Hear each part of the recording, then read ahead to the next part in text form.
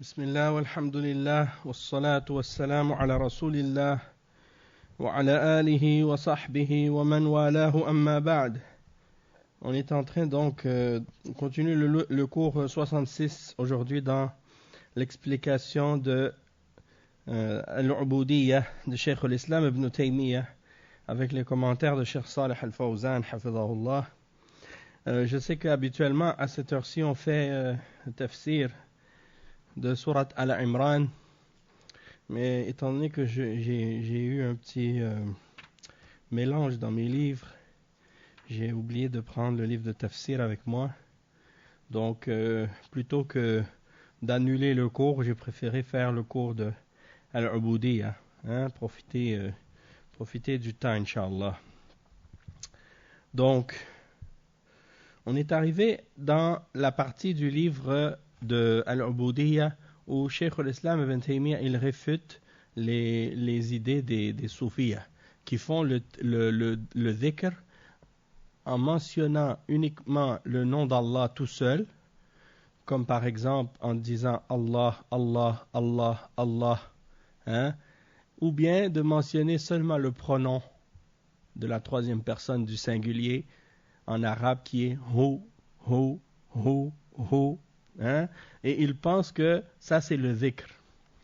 Et ils disent non seulement que c'est le dhikr, mais ils disent que c'est le dhikr des élites parmi les gens de la foi.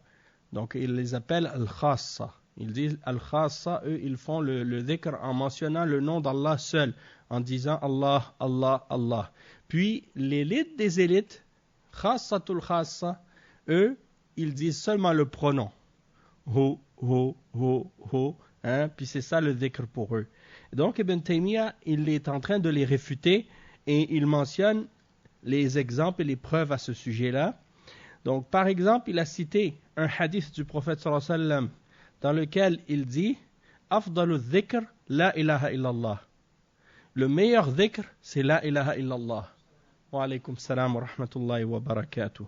Et dans un autre hadith, le prophète sallallahu alayhi wa sallam, il dit أفضل ما قلت أنا والنبيون من قبلي لا إله إلا الله وحده لا شريك له له الملك وله الحمد وهو على كل شيء قدير.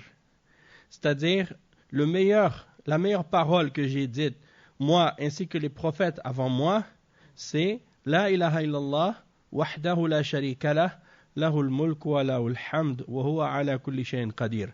C'est-à-dire rien ne mérite d'être adoré excepté Allah, lui seul, et il n'a pas de partenaire. C'est à lui qu'appartient le royaume et c'est à lui la louange et il a le pouvoir sur toute chose. Donc ça c'est la parole du prophète sallallahu alayhi wa sallam qui dit que ça c'est le meilleur dhikr, la meilleure parole qui a été prononcée par le prophète sallallahu alayhi wa sallam ainsi que les prophètes précédents. Donc comment quelqu'un peut par la suite venir puis dire non, le meilleur dhikr ou le dhikr des khassa ou des khassatul khassa, c'est de dire soit Allah ou de dire hu. Ça, c'est insensé. Et non seulement ça, mais le cheikh il a montré que le fait de dire un nom seul, ça c'est pas un dhikr et ça n'a aucun sens dans la langue arabe. C'est pas une phrase qui a un sens complet.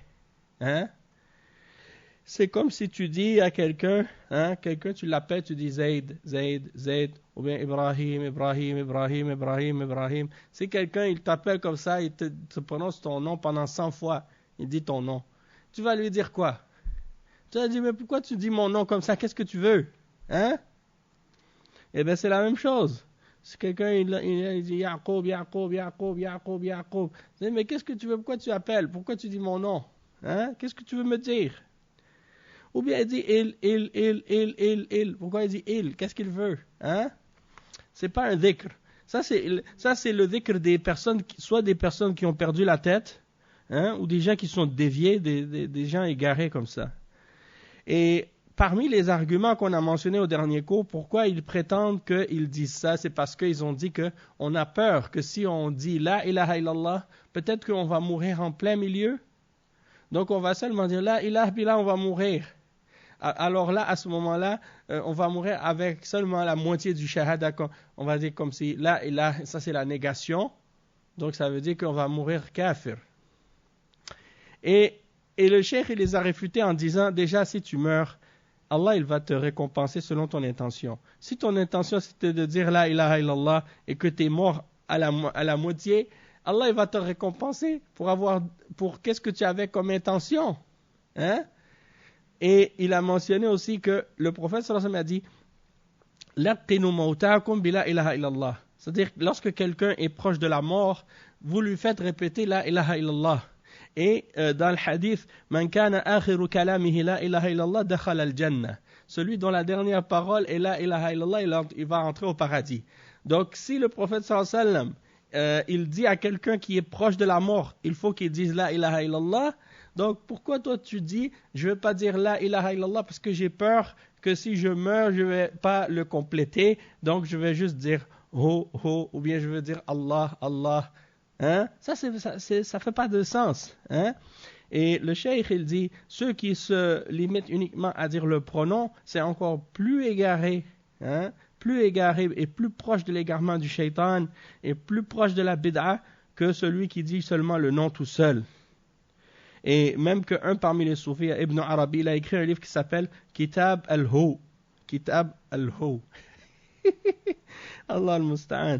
Et il ramène parmi les shubuhat incroyables, comme par exemple le verset dans Surat Al-An'am, le verset 91, dans lequel Allah subhanahu wa ta'ala il dit قُلْ مَنْ أَنزَلَ الْكِتَابَ الَّذِي جَاءَ بِهِ مُوسَى نُورًا وَهُدًى لِلنَّاسِ تَجْعَلُونَهُ قَرَاطِيسَ وتبدونها وتخفون كثيرا وعلمتم ما لم تعلموا أنتم ولا آباؤكم قل الله. Alors eux ils disent, Allah il a dit قل الله, ça veut dire il faut dire Allah. Donc ça c'est la preuve qu'on peut dire qu'on fait le dhikr, on dit juste Allah Allah Allah. Et le cheikh il dit non, ça c'est pas ça, ça c'est une réponse à une question. Parce que dans la question, Allah il dit قُلْ مَنْ أَنزَلَ الْكِتَابَ الَّذِي جَاءَ بِهِ مُوسَى. Donc si tu lis la réponse قُلِ اللَّهِ, il faut voir la phrase au complet. Hein? قُلِ اللَّهِ الَّذِي أَنزَلَ الْكِتَابَ الَّذِي جَاءَ بِهِ مُوسَى. C'est ça la phrase complète. Dit c'est Allah qui a fait descendre le livre avec lequel Moussa est venu, dans lequel il y a une lumière et une guidance pour les hommes. Donc, si, comme le cheikh il avait mentionné ça comme exemple, et il a dit, c'est comme si quelqu'un te pose la question, Man jaruhu, fataqul Zayd, hein? Zaydun jaruhu. Mais quand tu vas répondre, tu vas dire Zayd. Tu vas pas dire Zaydun jaruhu. Hein? Si quelqu'un il te demande qui est son voisin, tu vas dire son voisin, tu vas dire Zayd. Tu vas pas dire son voisin est Zayd. Tu peux juste répondre rapidement, tu dis Zayd. Mais ça ne veut pas dire que, hein, quand tu dis Qulillah, hein, dis Allah, que le fait de dire Allah, ça c'est un dhikr. Hein. Donc le cheikh, il expliquait que ça n'existe pas dans la langue arabe. Et il dit aussi, وَمَا فِي الْقُرْآنِ مِنْ قَوْلِهِ وَاذْكُرِ اسْمَ رَبِّكَ الْأَعْلَى وَاذْكُرِ اسْمَ رَبِّكَ وَتَبَتَّلْ إِلَيْهِ تَبْتِيلًا وقوله سبح اسم ربك الأعلى وقوله قد أفلح من تزكى وذكر اسم ربه فصلى وقوله فسبح باسم ربك العظيم ونحو ذلك لا يقتضي ذكره مفردا بل في السنن أنه لما نزل قوله فسبح باسم ربك العظيم قال اجعلوها في ركوعكم ولما نزل قوله سبح اسم ربك الأعلى قال اجعلوها في سجودكم فشرع لهم أن يقولوا في الركوع سبحان ربي العظيم وفي السجود سبحان ربي الأعلى وفي الصحيح أنه كان يقول في ركوعه سبحان ربي العظيم وفي سجوده سبحان ربي الأعلى هذا هو معنى قوله اجعلوها في ركوعكم وسجودكم باتفاق المسلمين. Donc le cheikh il explique ici que Allah subhanahu wa ta'ala dans les versets qu'on a mentionnés, le premier c'est dans Al-Muzammil. Al-Muzammil c'est le verset 8 qu'il a cité. Donc dans le verset 8, Allah subhanahu wa ta'ala dit « Rappelle-toi le nom de ton Seigneur et consacre-toi à lui totalement. » Hein? Et dans l'autre verset, « Sabbih isma rabbika al-a'la » Sabbih isma rabbika al-a'la, c'est dans Surat al-A'la et c'est le premier verset. Oui. Sabbih isma rabbika al-a'la, glorifie le nom de ton Seigneur le Très-Haut. Hein? Donc ça c'est dans Surat al-A'la. Et dans Surat al-A'la 14 et 15, réussit certes celui qui se purifie et se rappelle le nom de son Seigneur, puis fait la salat. Hein? Surat al-A'la aussi, 14 et 15. Et Surat al-Waqi'ah, fasabbih bismi rabbika al-azim. Hein? C'est-à-dire glorifie le nom de ton Seigneur le très grand. Hein? Et beaucoup d'autres versets dans ce sens-là aussi. Et il dit le cheikh que dans ces versets, il n'y a rien qui implique qu'il faut mentionner le nom d'Allah seul. Comme si tu vas faire le dhikr, tu vas dire Allah, Allah, Allah, Allah. Ou non, tu ne vas pas dire ça comme ça. Ou bien tu vas dire Rabbi, Rabbi, Rabbi, Rabbi. Non, ça c'est pas un dhikr. Le cheikh il dit pour qu'il y ait un dhikr, il faut que ce soit une phrase complète. Il faut que ça ait un sens quand tu le prononces. Et donc il dit comme par exemple ces versets qu'on vient de mentionner, glorifie le nom de ton Seigneur le Très-Haut. Eh bien le prophète sallallahu alayhi wa sallam, lorsque ça a été révélé, glorifie le nom de ton Seigneur le Très Grand, Al-Waqi'ah. Quand le prophète sallallahu alayhi wa sallam a reçu ce verset-là, le verset 74 dans Surat Al-Waqi'ah, c'est le dernier verset, eh bien, il a dit, mettez-le dans votre ruku', c'est-à-dire dites-le dans votre ruku'. Et lorsque Allah a révélé Subhana Rabbiyal, Sabbih isma rabbika al-a'la, que glorifie le nom de ton Seigneur le Très-Haut, il a dit, mais dites-le dans votre sujoud. Hein? Et il dit, c'est pour ça qu'il a été légiféré pour nous de dire dans le ruku' Subhana Rabbiyal Azim et dans le sujoud Subhana Rabbiyal A'la. Et ça, c'est l'interprétation des deux versets. Subhana Rabbiyal Azim, Sabbih isma rabbika al-azim et Sabbih isma rabbika al-a'la. C'est ça l'explication de le dire dans le sujoud et de le dire dans le ruku'. Subhana Rabbi al-Azim dans le ruku' et Subhana Rabbi al-A'la dans le sujoud.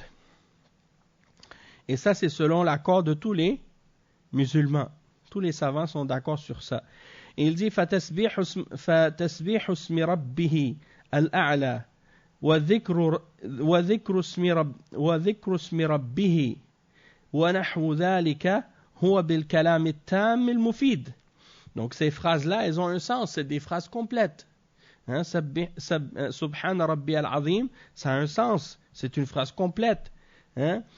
Et il dit وكما في الصحيح عنه صلى الله عليه وسلم أنه قال أفضل الكلام بعد القرآن 4 وهن من القرآن سبحان الله والحمد لله لا إله إلا الله والله أكبر.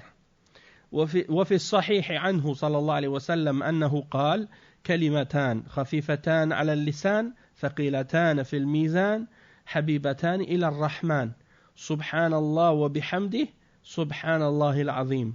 وفي الصحيحين عنه صلى الله عليه وسلم قال من قال في يومه 100 مرة لا إله إلا الله وحده لا شريك له له الملك وله الحمد وهو على كل شيء قدير كتب الله له حرزا من الشيطان يومه ذلك حتى يمسي ولم يأتي أحد بأفضل مما جاء به إلا رجل قال مثل ما قال أو زاد عليه.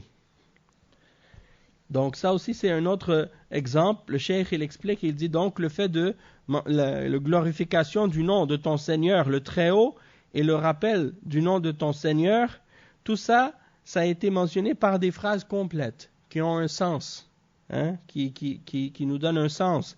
Et il dit ensuite que dans As-Sahih, c'est-à-dire Sahih al-Bukhari, il dit le cheikh dans Sahih al-Bukhari que le prophète sallallahu alayhi wa sallam a dit la meilleure parole après le Coran sont 4 et elles font elles aussi partie du Coran. C'est de dire Subhanallah, hein? Subhanallah c'est la purification, hein? Tanzihullah. Donc purifier Allah subhanahu wa ta'ala et le glorifier. Et le deuxième c'est Alhamdulillah, louange à Allah. Et la troisième parole c'est La ilaha illallah, ça c'est le tawhid, que rien ne mérite d'être adoré excepté Allah. Et la quatrième c'est Allahu Akbar, c'est-à-dire Allah est le plus grand, hein? Allah est le plus grand. Et ça c'est les meilleures paroles après le Coran. Et le prophète sallallahu alayhi wa sallam il dit également dans le hadith authentique qu'il y a 2 paroles qui sont légères sur la langue, lourdes dans la balance, aimées de Ar-Rahman, c'est-à-dire Allah le très miséricordieux aime cette parole, aime ces 2 paroles. Et ces 2 paroles c'est quoi? C'est Subhanallah wa bihamdi, Subhanallah al-Azim. Ces 2 paroles ont une signification. Subhanallah wa bihamdi, c'est-à-dire gloire à Allah et par sa louange, et Subhanallah al-Azim, que Allah, gloire à Allah subhanahu wa ta'ala le très grand. Et dans le hadith qui est rapporté par Al-Bukhari et Muslim, que le prophète sallallahu alayhi wa sallam a dit celui qui dit pour son jour 100 fois La ilaha illallah wahdahu la sharika lah, lahul mulk wa lahul hamd wa huwa ala kulli shay'in qadir. Si tu dis ça 100 fois le matin, au début de la journée, ce sera une protection pour toi contre le shaitan pour toute cette journée, jusqu'au soir. Et il dit, et personne ne sera meilleur que lui, excepté un homme qui aura dit la même chose que lui, ou qui aura augmenté, ou qui aura dit plus. Donc ça c'est une grande récompense et c'est une protection contre le shaitan. Tu dis ça 100 fois. يعني لا إله إلا الله وحده لا شريك له له الملك وله الحمد وهو على كل شيء قدير. Tu le répètes comme ça, pendant 100 fois. Et donc toutes ces paroles sont des paroles qui sont complètes. Et le Cheikh Al-Fawzan il fait des commentaires. Maintenant on va lire ces commentaires.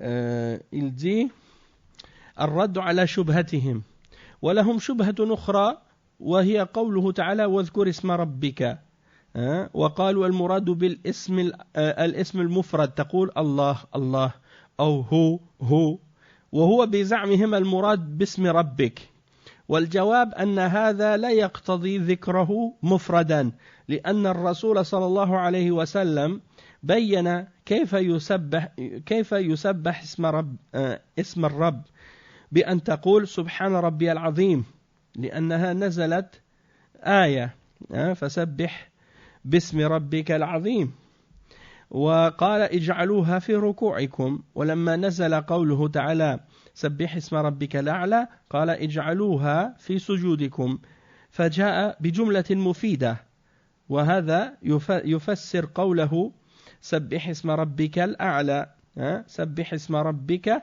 يعني واذكر اسم ربك ولكن الصوفية والذين في قلوبهم مرض يتبعون ما تشابه منه. Donc il dit le cheikh que ils ont utilisé comme un faux semblant de preuve encore une fois parmi leurs shubuhat واذكر اسم ربك. Ils ont dit rappelle ou mentionne le nom de ton Seigneur. Et le cheikh il dit que ceux-là ont essayé de prétendre que ça voulait dire de mentionner le nom d'Allah seul, en disant seulement comme par exemple Allah, Allah, ou bien de dire Ho, Ho. Ils pensent que c'est ça la mention du nom de ton Seigneur. Et la réponse à ce sujet-là c'est que ça ne veut pas du tout dire ça, puisque le messager sallallahu alayhi wa sallam a expliqué que au contraire plutôt ça signifie de dire Subhana Rabbi al-Azim, Subhana Rabbi al-A'la dans le recours et dans le sujoud. Donc, on voit que c'est de faire des phrases complètes et non pas juste de mentionner le nom tout seul. Et on voit clairement que les soufis et ceux qui ont une maladie dans le cœur, ils suivent uniquement les versets équivoques qui peuvent être interprétés. Ensuite, il dit وَمِمَّا يَدُلُّ عَلَى أَنَّ الذِّكْرَ لَا يَكُونُ بِاسْمٍ مُفْرَدٍ قوله صلى الله عليه وسلم أفضل الكلام بعد القرآن 4 وهن من القرآن سبحان الله والحمد لله لا إله إلا الله والله أكبر. وهذه جمل مفيدة وليست أسماء مفردة. وكذلك قوله صلى الله عليه وسلم كلمتان خفيفتان على اللسان ثقيلتان في الميزان حبيبتان إلى الرحمن سبحان الله وبحمده سبحان الله العظيم. وكل هذه جمل مفيدة سماها كلمتان، فالكلمة هنا يراد بها الجملة لا الاسم المفرد. ولهذا يقول ابن مالك في الألفية كلامنا لفظ مفيد كاستقم اسم وفعل ثم حرف الكلم واحده كلمة والقول عم وكلمة بها كلام قد يؤم. فقوله وكلمة بها كلام قد يؤم أي قد يقصد بالكلمة الكلام التام لا الاسم المفرد. Bon, ici le cheikh il explique que les deux hadiths qu'on a mentionnés, celui qui mentionne les 4 paroles, Subhanallah, Alhamdulillah, La ilaha illallah, Allahu Akbar, il mentionne ici des noms, des phrases complètes. Des phrases complètes. De même que l'autre hadith qui mentionne les 2 paroles qui sont légères sur la langue et l'autre dans la balance, et aimer d'Allah, Subhanallah wa bihamdi, Subhanallah al-Azim. Encore une fois, c'est des phrases complètes. Et il cite ici les paroles de l'imam Ibn Malik dans Al-Fiyyat Ibn Malik quand il définit la signification de al-parole, la parole al-kalam. Il dit kalamuna lafdhun mufidun kastaqim. Donc en arabe, la parole, il faut que ce soit une parole qui est mufid. C'est-à-dire que quand tu as terminé de l'entendre, ça te donne un sens. Yufidu shay'an. Si je te dis par exemple, je suis très mauvais dans les exemples. À chaque fois que j'ai besoin de donner un exemple, je trouve jamais l'exemple que j'ai besoin. Donc, si je dis par exemple, Yaqub est parti chercher. Yaqub est parti chercher. Et que je complète pas la phrase. Est-ce que cette phrase, elle est complète? Yaqub est parti chercher, tu vas dire, mais il est parti chercher quoi? Parce que là, la phrase, il manque quelque chose. Eh bien, c'est ça que ça veut dire quand on dit que la parole, ça doit être une parole qui est mufid. C'est-à-dire, quand tu as fini de la prononcer, tu ne te poses plus d'autres questions après. Le sens, il est complété. Donc, si je dis, Yaqub est parti chercher un thé. Là, tu vas savoir que il est parti chercher quelque chose. Et tu sais c'était quoi. Donc, si je te dis, par exemple, va chercher le. Tu vas dire, mais chercher le quoi? C'est pas clair. Donc, il faut que la phrase soit complète pour qu'elle soit mufid. Et il dit, parfois on utilise le mot kalima et le kalima peut signifier kalam aussi, comme par exemple kalimatut tawhid, la parole du tawhid, parce que kalima souvent on le traduit par le mot, al-kalima on traduit par le mot, sauf que dans la langue arabe on peut utiliser le terme kalima pour désigner une phrase complète. Comme par exemple, kalimatul ikhlas, kalimatul tawhid. Kalimatul tawhid, c'est quoi? C'est la ilaha illallah. Et la ilaha illallah, c'est une phrase complète. C'est pas seulement un mot. D'accord? Donc c'est pour ça qu'il dit wa kalimatun biha kalamun qad yu'am. Et il dit qad yuqsamu bil kalimati al kalamut tam, la al ism al mufrad. Je pense qu'il va parler de ça plus en détail aussi par la suite. Donc on a lu aussi le hadith qui dit la personne qui dit 100 fois la ilaha illallah wahdahu la sharika la lahul mulk wa lahul hamdu huwa ala kulli shay'in qadir. Et il dit wa man qala fi yawmihi 100 marra subhanallah wa bihamdi subhanallah al-azim huttat anhu khatayahu walau kanat mithlu zabad al-bahr.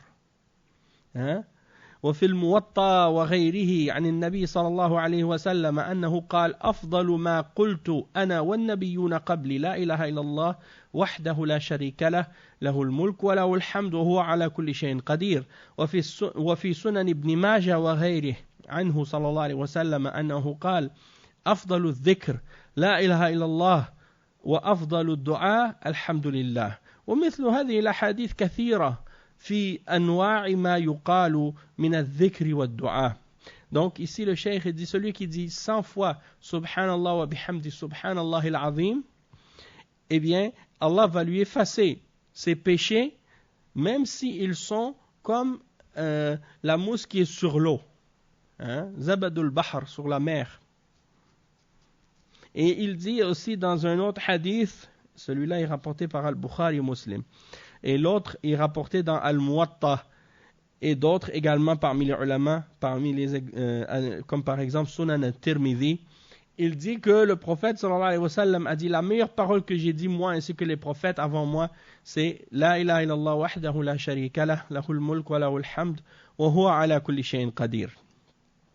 Et il dit Afdalu dhikr la ilaha illallah wa afdalu du'a alhamdulillah. Donc le meilleur rappel c'est la ilaha illallah et le meilleure invocation c'est alhamdulillah. Et donc il dit le Cheikh Ibn Taymiyyah, il y a beaucoup d'autres exemples de dhikr et de dua comme ça dans les hadiths que le prophète sallallahu alayhi wa sallam a mentionné. Wa alaykum assalam wa rahmatullahi wa barakatuh. Après le Cheikh il dit الشيخ الفوزان يقول ولم يقل من قال في يومه 100 مرة الله الله أو هو فإنه يحصل له هذا الثواب بل جاء بجملة مفيدة تامة. الشيخ الفوزان il dit que le prophète sallallahu alayhi wa sallam n'a pas dit celui qui dit 100 fois pendant sa journée Allah Allah ou bien hu qu'il va avoir cette récompense là. Non, il faut qu'il vienne avec la phrase complète, avec le sens complet. Et il dit ensuite, à propos de l'autre hadith, أفضل ما قلت أنا والنبيون من قبلي, il a dit, لم يقل أفضل ما قلت أنا والنبيون من قبلي هو ou bien Allah Allah. Et l'autre exemple ici, kalimatan hatan جملتان مفيدتان سبحان الله وبحمده سبحان الله العظيم وليست اسما فقط أو ضميرا فقط. Donc c'est pas juste un nom tout seul ou bien un pronom tout seul que tu prononces, c'est des phrases complètes. Tous les dhikrs que le prophète sallallahu alayhi wa sallam a enseignés et que les sahaba ont répétés, ce sont uniquement des dhikrs qui comprennent des phrases complètes avec des sens complets. C'est pas seulement de répéter un nom tout seul, comme le font les soufis par exemple dans leur adhkar. Et il dit وَكَذَلِكَ فِي الْقُرْآنِ مِنْ قَوْلِهِ تَعَالَى وَلَا تَأْكُلُوا. Ah non, je m'excuse, j'ai oublié un point. Ouais, le point numéro 4. C'est bizarre, il n'est même pas mentionné. Il dit وَمِنْ شُبَهَتِهِمْ الْإِسْتِدْلَالِ بِقَوْلِهِ. Ok, ça c'est l'autre, ça c'est l'explication, elle vient ensuite.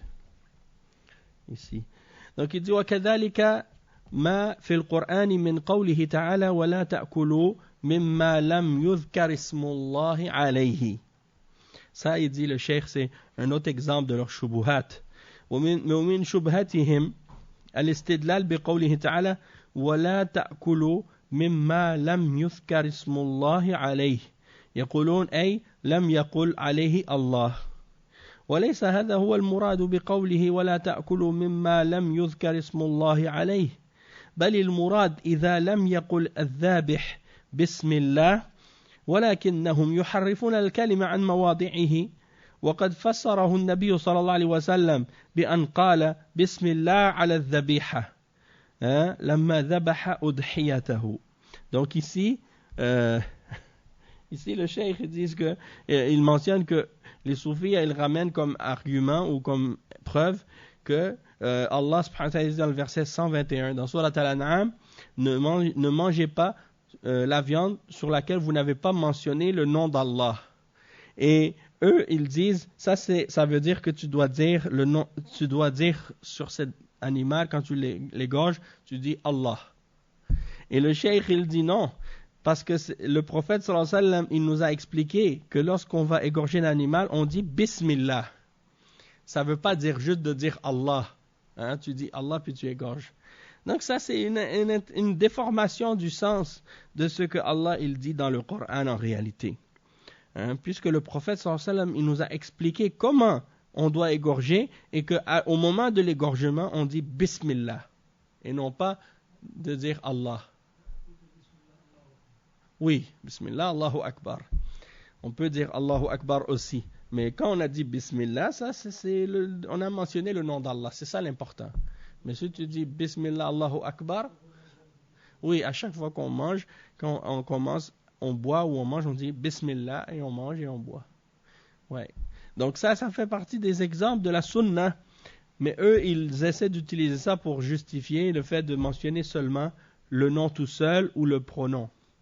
Un autre exemple que le cheikh il a mentionné, il dit وَقَوْلُهُ فَكُلُوا مِمَّا أَمْسَكْنَا عَلَيْكُمْ وَاذْكُرُوا اسْمَ اللَّهِ عَلَيْهِ وَإِنَّمَا هُوَ قَوْلُهُ بِسْمِ اللَّهِ وهذا جملة تامة إما اسمية على أظهر قولي النحاة أو فعلية والتقدير ذبحي بسم الله